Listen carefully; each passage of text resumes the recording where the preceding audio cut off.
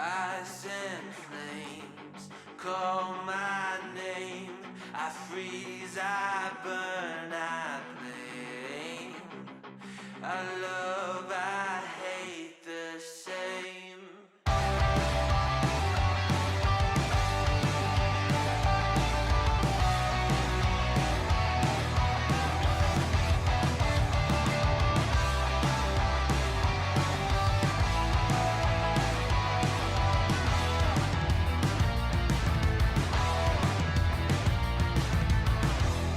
It's on my face, I cannot hide from the mistake my parents made. I'm never moving on. Not made from love, a remnant of a selfish motive. Was I needed? Do I need it to go wrong?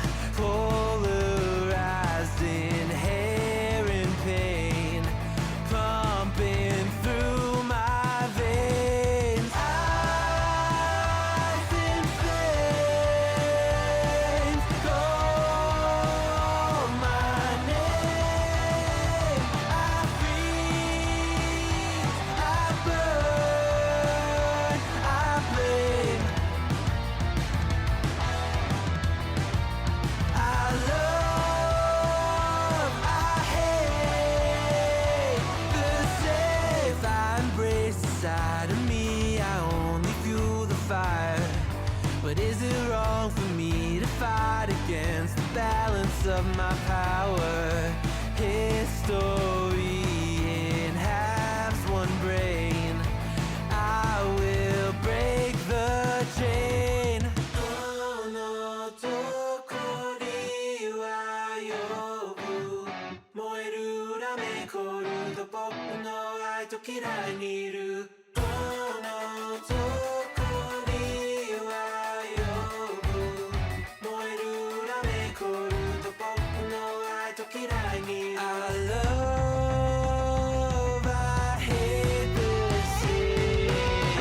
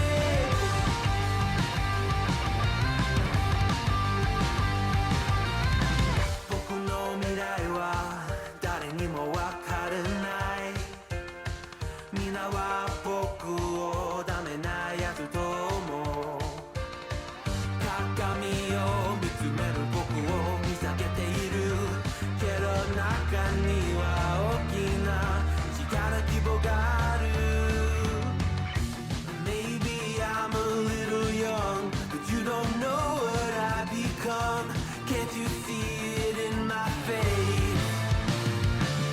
A demon living in disguise, but you can see the killer in my eyes. I've got a look you can't escape.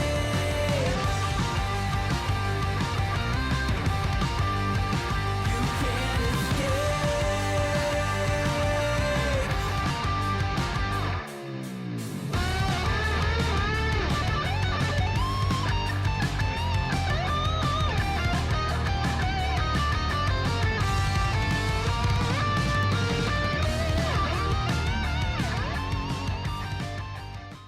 Hello, my name is Burger Brush, and this is the Deadye Elemental Hit Wanderer build that we are going to showcase and talk a little bit about today.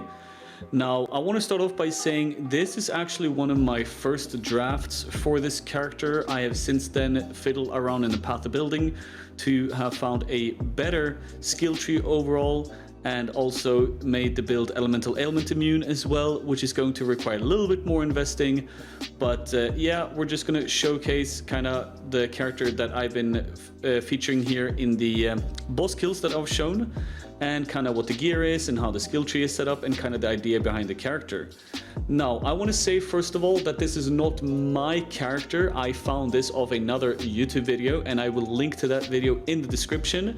And I am also not the one who came up with the idea of using the Hydrosphere with the Vengeant Cascade mechanic as well. I think this is a very unique mechanic to use if you're using like projectiles and stuff like that, and we're going to talk about how this works later as well. But first, let's go over the character a little bit and the skill tree. So we are playing the Deadeye, as we said. We use Gathering Winds for the Tailwind, and then we have Focal Point because we are using the Sniper's Mark, and then we have Far Shot for more damage if you stand further away from the enemy, and we're going to go over this a little bit later as well. And then we have Endless Munitions for more projectiles. Then the skill tree is somewhat simple, as you can see here, life notes and damage notes and whatnot. Yeah, some mana reservation for more auras, and we have Ghost Dance, which I think could be a really nice thing for this build. It's not 100% needed, and some people might think, why would you even have that? But we do have some ES, and we do have a lot of evasion, so this gives us a little defensive boost, to be honest. And then this part of the skill tree is something I've changed in the path of building that we're going to go over later. But yeah, the skill tree basically looks like this. One of the core things about this build and the items that we use is the large cluster jewel. It is very important to have corrosive elements. Cold, fire, and lightning skills have a chance to apply exposure for each one. And the thing is that elemental hit counts as cold, fire, and lightning. It counts as all three. So you will expose the enemy with all of them. So when we hit with lightning and cold and then fire, there it is, we will actually expose all of them, and we will deal a lot of damage with all kind of elements that we hit the enemy with. And then the other thing here is that we're using Secrets of Suffering, so we cannot ignite, chill, freeze, or shock, but instead we inflict Scorch, Brittle, and Sapped. Now, this increases our damage by a lot, and it also makes enemies deal less damage to us. And this is very important to use this for this build because it enables a lot of damage for us. And the thing is that you might be thinking like, hey, you still want to chill and you might want to shock for more damage. Well, that's why we are using Skitterbot. So we still chill the enemy, so we can use Hypothermia for that, and we still shock the enemy for more damage. Now, let's quickly go over the gear and the most important parts of the gear. Some of this can be changed to kind of what you prefer, what your budget can allow for. Now, I'm going to say this, I've invested about 25 Exiles, I think I would say, into this build. We're a little bit late into the league, so some of this gear might be a little bit easier to get your hands on this late into the league, but I just want to throw that out there. And the new path of building that I made that I will showcase later, I think the investment for that should be around 30 to 40x is what you're looking for to get that kind of DPS and also get the elemental ailment immunity that you want later. So it is quite of an expensive build, you know, but in today's path of Exile, that's kind of what you need in order to get a character going like this is. Now, let's go over this. The wand, you want crit chance, you want some form of spell damage because we're going to go over that later. Attack speed is good, and I've opted to go for this one because it also had elemental damage with attack skills, and attacks with this weapon penetrate 12% elemental resistances. This was a very good one because we are dealing, you know, elemental damage with attack skills because of elemental hit. And we're dealing only elemental damage. And then crit chance is good because the more crit chance we have, you know, the more we will crit with our attacks. And then spell damage works very well, which we'll go over right now. Now, the reason why you want a lot of spell damage in this build is because increases and reductions to spell damage also apply to attacks at 150% of their value. So if you have 63% spell damage, we're actually getting 150% of that 63% spell damage instead because of this helmet. And this enables a lot of damage for us. It also has some leech as life and mana as well for sustain. And well, you know, the fire res is kind of rough. The accuracy is nice, but not really super important. And then we just have some ES, which also, as I said, works with if we have around 600 ES, then it's very nice to use Ghost Dance, because we will have some ES on the build. And then we are using a shield, once again, with spell damage, life, and resists, and stuff like that. Now, we're going to go over that later in the path of building. You would also want avoid elemental ailments on your shield as well to get ailment immune. But yeah, this is just a shield. I just went for a lot of spell damage and some life and resist here. Nothing really specific. The amulet, I have opted for critical strike multiplier because that gives us a lot of damage. Then I have +1 level of our all fire skill gems. Now it doesn't matter if it's fire, it could be any of them, because as I said, elemental hit is fire, cold, and lightning, but fire was the cheapest one, so I went for that. Also have some life and resists on it. And then we have anointed vengeant cascade, and we'll go over that later. For the ring, I went for strength because we were lacking strength. I went for life and elemental damage with attack skills, and also non-channeling skills have -7 total mana cost, so we can sustain easier with our low mana pool. Now the minimum power charges here and power charge and kill doesn't matter. This is not something you're looking for. This is something that just happened to be on the ring when I bought it, and I was like, sure, I'll take it, you know, but it doesn't really matter. And then the other ring, life, resists, elemental damage with attack skills, and non-channeling skills have -7 total mana cost. Again, I went for this a second time, right? Nothing really fancy, but yeah, that's what we're going for here. The armor has frenzy charge on hit, and attacks have critical strike chance. And this is also very important. This is our way to generate frenzy charges. Frenzy charge on hit, we gain frenzy charges, we gain more damage. And attacks have critical strike chance, boosts our crit chance by a lot. We're trying to reach as close to or even 100% crit chance on this build, and this enables a lot of that. It's also evasion gear here that I've mostly gone for because we are evasion based for our defense. And yes, as you can see here, gloves, evasion base, and then life, resists, but also most importantly, increased critical strike chance against shocked enemies. Our skitter bots will shock the enemy. This gives us an increased crit chance against those enemies, so we try to reach that 100%, as I said. My belt here, kind of a bad belt, I just had in my stash, so I just grabbed it. Resists, elemental damage with attack skills, and life. But as you can see here, this is nothing fancy. It's very low rolls on most of the stuff, and the avoid being shocked doesn't matter. That has nothing to do with this item. We're just going for life resists and elemental damage with attack skills on this, preferably on a Stygian Vice, so you can have an eye jewel. I went for life crit on this one. You know, intelligence not really needed, but life and crit multi is very good. And then for the boots, you're mainly looking for movement speed and resists. I had some more damage, I went for elusive, I had some more money, I went for elusive because it's nice for clear speed. You know, you get a movement speed boost and a little bit of defensiveness, but this is not vital to the build. This is just if you have some extra money and you're like, hey man, I like elusive on my boots, alright? You don't need tailwind because we have tailwind in the build. And then flasks, just corrupted blood. And I've gone for like crit chance and movement speed, and you can have attack speed and stuff like that on your flasks. But the most important thing is the Dying Sun. 2 additional projectiles during flask effect. This gives us a lot of damage. So that's kind of the stuff that you want.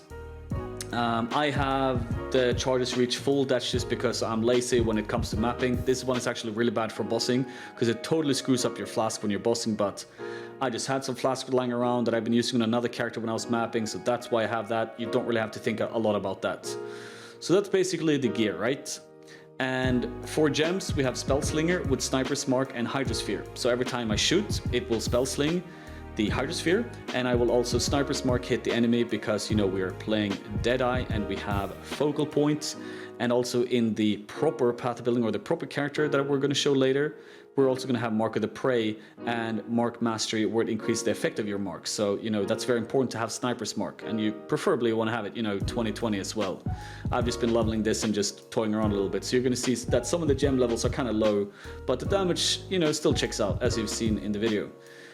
For the 6-link, Elemental Hit, Hypothermia Support, Elemental Damage with Attacks, Trinity, Chain, and Inspiration. And then for single target bosses, I swap in Barrage Support instead. Chain is only for map clearing, as you can see here. Like, we shoot out so many projectiles and then we'll chain, and, you know, it will be so much better than just having it look like this, where everything just goes in a straight line. It's kind of hard to kill like a full pack, you know? But yeah, so we use Chain for clearing.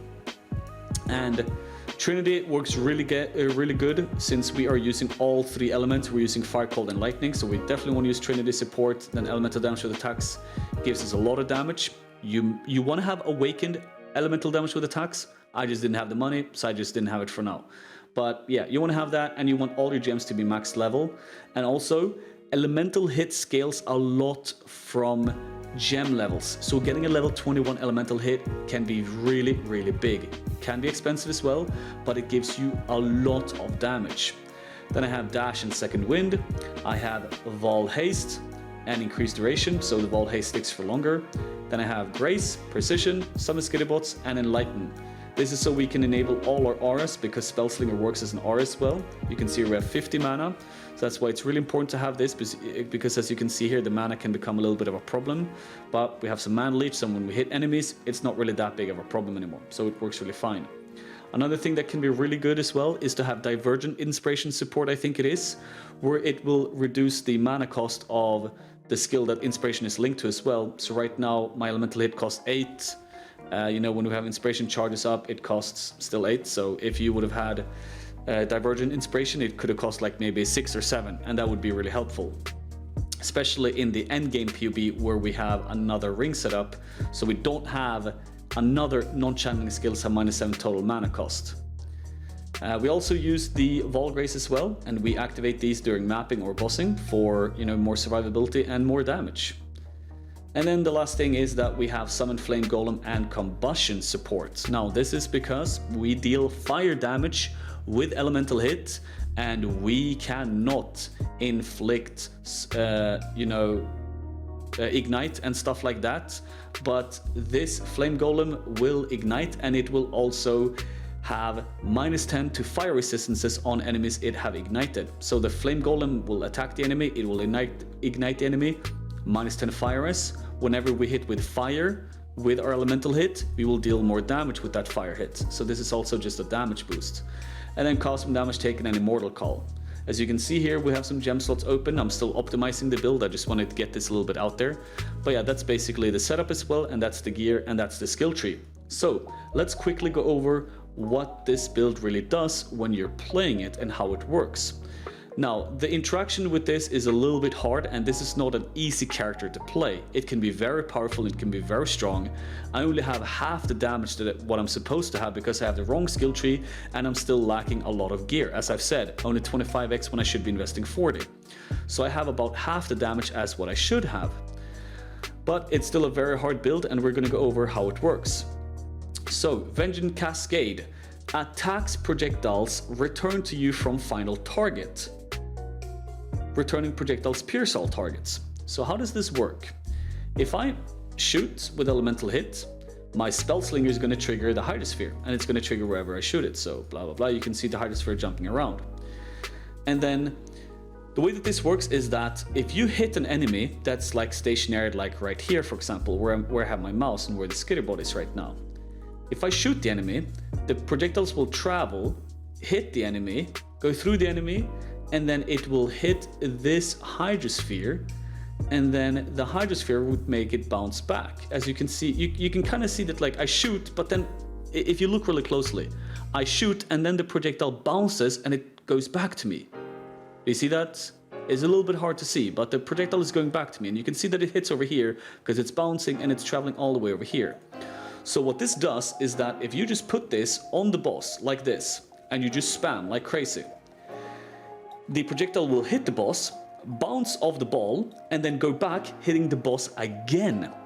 Basically, doubling our damage is what some people are saying. Now, I don't know the mechanic properly. I definitely can tell that it deals a lot more damage when you use the setup. Some people are saying it literally just deals double damage. I'm not quite sure if it just doubles your damage straight up, but it definitely, like, gives you a ton more damage. I can safely say almost that it's giving me like 50% more damage overall. Like, it is insane how strong this mechanic is. So you hit the enemy, it hits the ball, it goes back to the enemy. Now, one thing that's really important is that you don't want to have the ball in front of the boss. If the boss is over here and I put the ball here, then I will just hit the ball all the time and it will never go to the boss. You need to put it inside the boss or behind him. And you can kind of tell that by the boss and killing videos or the clips that I shown in the beginning of the video, that I hit the boss twice because I put it inside or behind him. Very, very important. Now, another very important thing for this build as well is that you are using far shot. Projectile attack hits deal 20% less damage to targets at the start of their movement, dealing up to 6% more damage to targets as the projectiles travel farther. So what does this mean? If we hit the enemy close, we deal less damage, but if we hit the enemy far away, we deal more damage. And this is very crucial to this build because 60% more is so much damage. But that means that you want to hit the enemy as far away as possible. If I'm standing here, I want the boss to be over here. I don't want to stand here and the boss is like this guy right here. This is gonna give me very low damage. So it's a lot about positioning. You have to run around and you have to hit the boss over here. And you have to know the bosses very well, that like this is a time where he's gonna stand still and I can absolutely blast him. And that's why you gotta be, you know, somewhat of a good player if you want to play this build, or you need a lot of practice for this. Now, I played the build for a while and I gained some practice, and it definitely feels a lot better when you have gotten some practice with it. So you always want to shoot very far away. As far away as possible is where you want to hit him, and that's where you're going to gain as much damage as you can. Now, here we have my path of building of my character. This is my skill tree, and this is all my gear that I showcased in the clip before. So, as you can see here, we have 5.6 million DPS. Now, path of building does not calculate Vengeance Cascade. So I would say that this might be, you know, closer to 8, 9, 10, you know, depending on if you're actually getting 50% or if you're actually doubling your damage. As I said, I don't really know how it works, but it is definitely more than that, but the damage is still solid. So, if we go over then and look at my other path of building of the proper endgame version of this build. Sorry, that's not it actually. That version is here.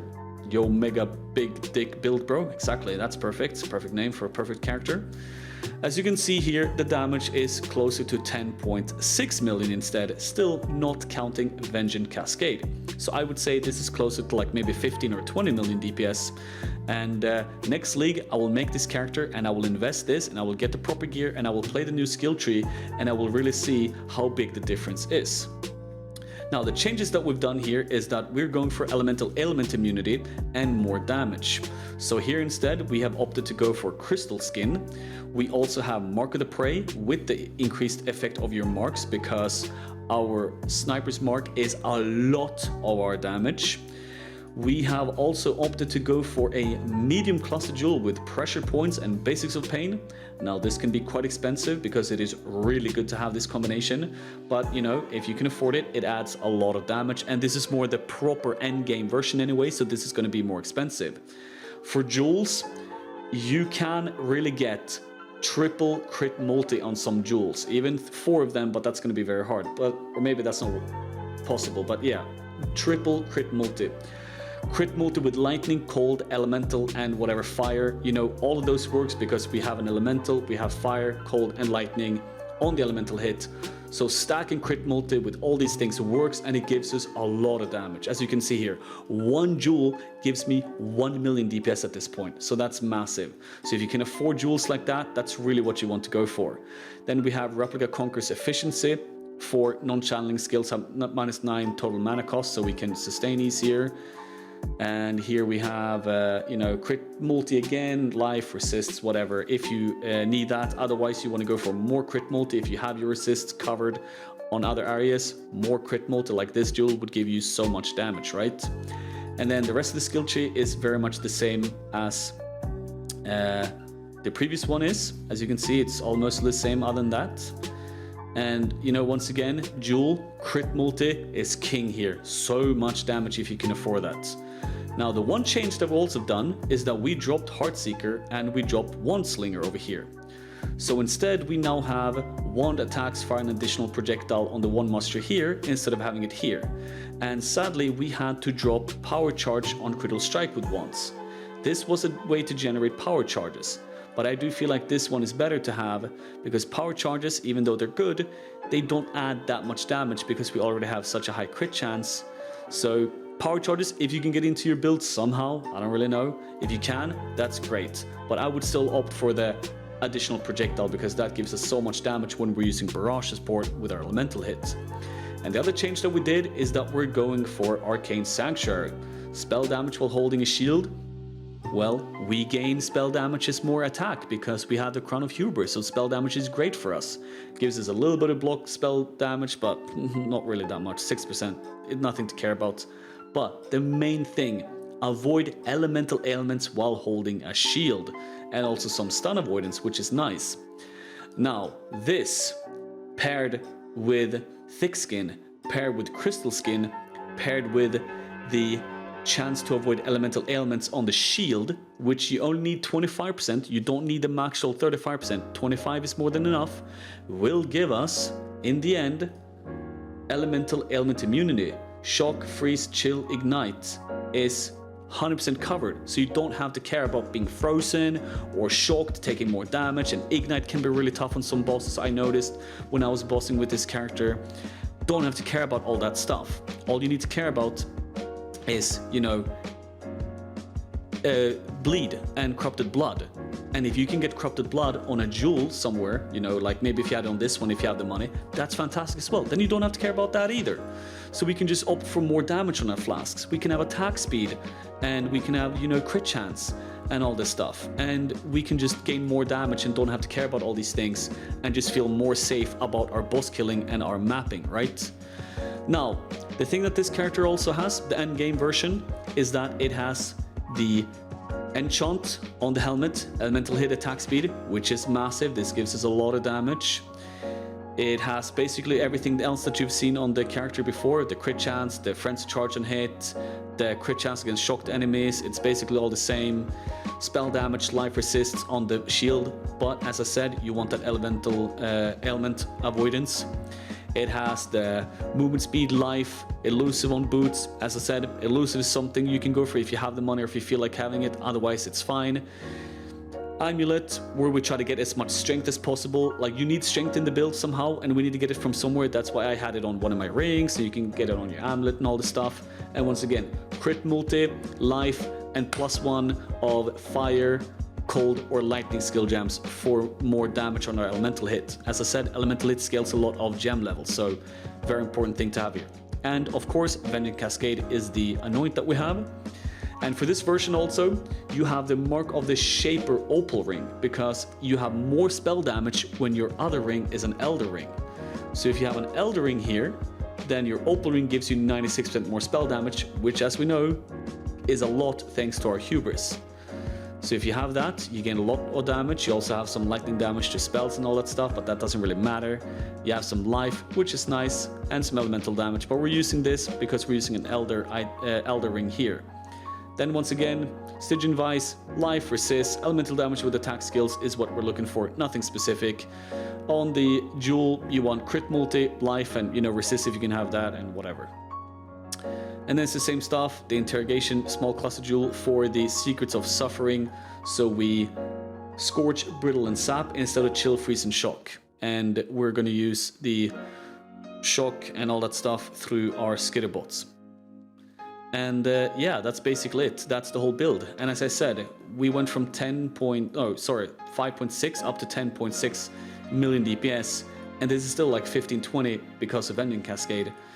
And yeah, I'm actually really looking forward to playing this character next league. I've been really enjoying playing this build, this league. I did it very late into the league, and I'm kind of quitting the league now anyway. But it was a lot of fun, and I can't wait to next league to invest more and really push this a lot further. Now, at the end here, I will showcase a Sirus kill that I did with this build. Now, you should really know this. This build is not something that can just tank everything in the game and you can just walk around and just stand still and stuff. You have to dodge mechanics. It is decent for mapping and you're not really going to die all the time, but it's not like unkillable. You might die sometimes and you really need to do mechanics for bosses.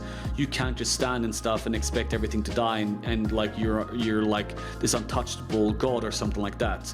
As you can see here on the Sirus kill, I'm doing the mechanics because I've done Sirus a lot, and I even died once in this fight because the mechanic of you having to stand far away, having to position your Hydrosphere can get very hard on a boss like Sirus because he's jumping around, he's off screen, you don't know where he is, and all of a sudden there's the die beam in your face and you're trying to run around position, right?